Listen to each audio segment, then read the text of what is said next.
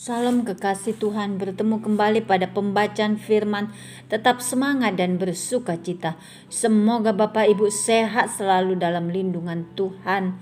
Sebelum membaca firman, kita berdoa terlebih dahulu. Tuhan Yesus yang Maha Suci, Maha Kudus, Maha Ajaib, kami datang sujud menyembah Engkau. Tiada Allah lain yang kami sembah selain Yesus Tuhan. Engkaulah terang dan keselamatan kami, sumber kekuatan dan perlindungan kami. Urapi kami ya Allah Roh Kudus dengan seluruh pendengar yang mendengarkan firman-Mu. Terangi hati dan pikiran kami saat membaca firman. Kami mulai pembacaan firman ini hanya di dalam nama Tuhan Yesus yang Maha Dahsyat, Maha Ajaib. Haleluya, amin. 2 Raja-Raja 10. Yehu memunahkan keluarga Ahab. Ahab mempunyai 70 orang anak laki-laki di Samaria.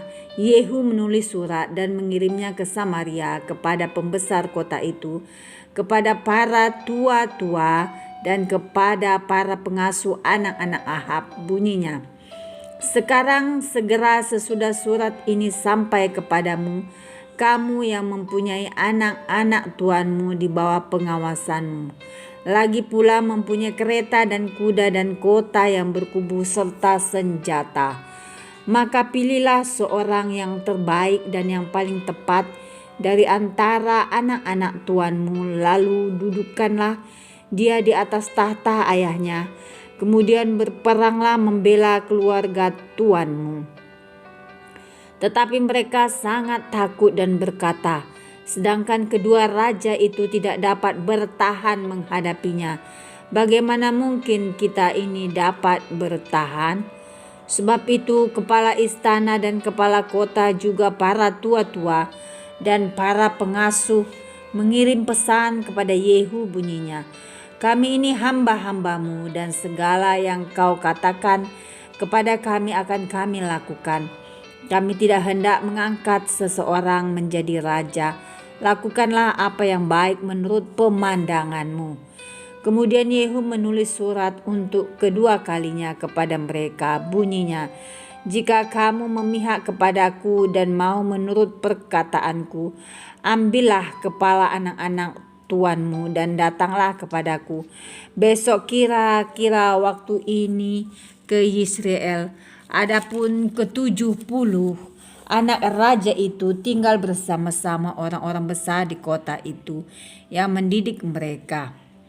Tak kala surat itu sampai kepada mereka, mereka mengambil anak-anak raja itu, menyembelih ke-70 orang itu, menaruh kepala orang-orang itu ke dalam keranjang dan mengirimkan semuanya kepada Yehu di Yisrael. Ketika suruhan datang memberitahukan kepadanya telah dibawa orang kepala anak-anak raja itu, berkatalah Yehu, susunlah semuanya menjadi 2 timbunan di depan pintu gerbang sampai pagi. Pada paginya keluarlah Yehu, berdirilah ia lalu berkata kepada segenap orang banyak, kamu ini tidak bersalah. Memang akulah yang telah mengadakan persepakatan melawan tuanku dan telah membunuh dia. Tetapi semua orang ini, siapakah yang membunuh mereka? Ketahuilah sekarang bahwa firman Tuhan yang telah diucapkan Tuhan tentang keluarga Ahab tidak ada yang tidak dipenuhi. Tuhan telah melakukan apa yang difirmankannya dengan perantaran Elia hambanya. Lalu Yehu membunuh semua orang yang masih tinggal dari keluarga Ahab yang di Israel, juga semua orang besarnya, orang-orang kepercayaannya dan imam-imamnya.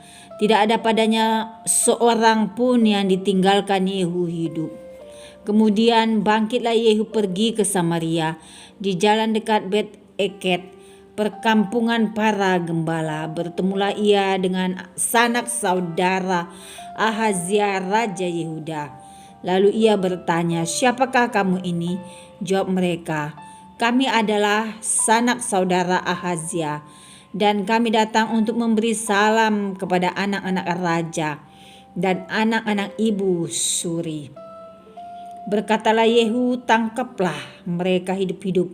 Lalu ditangkaplah mereka hidup-hidup dan disembelih dekat perigi Bet-Eket, 42 orang, dan tidak ada seorang pun ditinggalkannya hidup daripada mereka.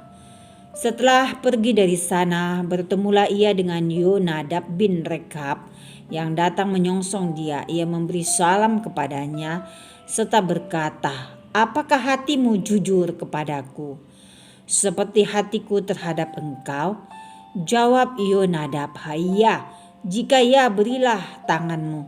Maka diberinyalah tangannya. Lalu Yehu mengajak dia naik ke sampingnya ke dalam kereta.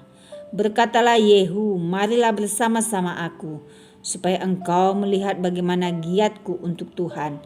Demikianlah Yehu membawa dia dalam keretanya.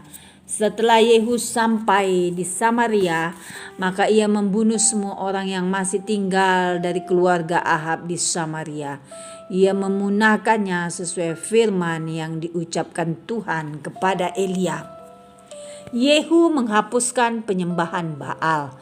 Kemudian Yehu mengumpulkan seluruh rakyat, lalu berkata kepada mereka, "Adapun Ahab masih kurang beribadah kepada Baal. Tetapi Yehu mau lebih hebat beribadah kepadanya. Oleh sebab itu panggillah menghadap aku semua nabi Baal, semua orang yang beribadah kepadanya dan semua imamnya. Seorang pun tidak boleh hadir, sebab aku hendak mempersembahkan korban yang besar kepada Baal. Setiap orang yang tidak hadir tidak akan tinggal hidup. Tetapi perbuatan ini adalah akal Yehu, supaya ia membinasakan orang-orang yang beribadah kepada Baal." Selanjutnya Yehu berkata, "Tentukanlah hari raya perkumpulan kudus bagi Baal." Lalu mereka memaklumkannya. Yehu mengirim orang ke seluruh Israel. Maka datanglah seluruh orang yang beribadah kepada Baal, tidak seorang pun yang ketinggalan. Lalu masuklah semuanya ke dalam rumah Baal, sehingga rumah itu penuh sesak dari ujung ke ujung. Kemudian berkatalah Yehu kepada orang yang mengepalai gudang pakaian, "Keluarkanlah pakaian untuk setiap orang yang beribadah kepada Baal." Maka dikeluarkannya lah pakaian bagi mereka. Sesudah itu masuklah Yehu dan Yonadab bin Rekab ke dalam rumah Baal. Lalu berkatalah ia kepada orang-orang penyembah Baal di situ, "Periksalah dan lihatlah supaya jangan ada di antara kamu di sini seorang pun dari hamba-hamba Tuhan, melainkan hanya orang-orang yang beribadah kepada Baal." Lalu masuklah mereka untuk mempersembahkan korban sembelihan dan korban bakaran. Adapun Yehu telah menempatkan 80 orang di luar dan telah berkata, "Siapa yang membiarkan lolos seorang pun dari orang-orang yang kuserahkan ke dalam tanganmu, nyalah ganti nyawa orang itu." Setelah Yehu selesai mempersembahkan korban bakaran, berkatalah ia kepada bentara-bentara dan kepada perwira-perwira, "Masuklah, bunuhlah mereka, seorang pun tidak boleh lolos." Maka dibunuhlah mereka dengan mata pedang, lalu mayatnya dibuang. Kemudian masuklah bentara-bentara dan perwira-perwira itu ke gedung rumah Baal. Mereka mengeluarkan tiang berhala rumah Baal itu, lalu dibakar. Mereka merobohkan tugu berhala Baal itu, merobohkan juga rumah Baal dan membuatnya menjadi hambatan, menjadi jamban. Begitulah sampai hari ini.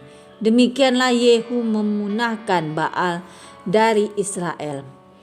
Hanya Yehu tidak menjauh dari dosa-dosa Yerobeam bin Nebat yang mengakibatkan orang Israel berdosa pula, yakni dosa penyembahan anak-anak lembu emas yang di Betel dan yang di Dan. Berfirmanlah Tuhan kepada Yehu, Oleh karena engkau telah berbuat baik dengan melakukan apa yang benar di mataku, dan telah berbuat kepada keluarga Ahab tepat seperti yang dikehendaki hatiku, maka anak-anakmu akan duduk di atas tahta Israel sampai keturunan yang keempat. Tetapi Yehu tidak tetap hidup menurut hukum Tuhan Allah Israel. Dengan segenap hatinya ia tidak menjauh dari dosa-dosa Yerobeam yang mengakibatkan orang Israel berdosa pula. Pada zaman itu mulailah Tuhan menggunting daerah Israel, sebab Hazael mengalahkan mereka di seluruh daerah Israel di sebelah timur sungai Yordan dengan merebut seluruh tanah Gilead, tanah orang Gad, orang Ruben dan orang Manasye, mulai dari Aroer yang di tepi sungai Arnon, baik Gilead maupun Basan. Selebihnya dari riwayat Yehu dan segala yang dilakukannya dan segala kepahlawanannya, bukankah semuanya itu tertulis dalam kitab sejarah raja-raja Israel? Kemudian Yehu mendapat perhentian bersama-sama dengan nenek moyangnya, dan ia dikuburkan di Samaria. Maka Yoahas anaknya menjadi raja menggantikan dia. Adapun lamanya Yehu menjadi raja atas Israel di Samaria adalah 28 tahun. Amin. Terima kasih Tuhan Yesus yang maha dahsyat, maha baik. Kami sudah memperdengarkan dan mendengarkan firman hari ini. Berkati para pendengar channel YouTube ini, berikan kesehatan, rezeki, kekuatan iman yang baru dalam menjalani kehidupan hari ini. Kuasa darah Yesus membungkus kami untuk terus maju membaca, merenungkan serta melakukan firman-Mu.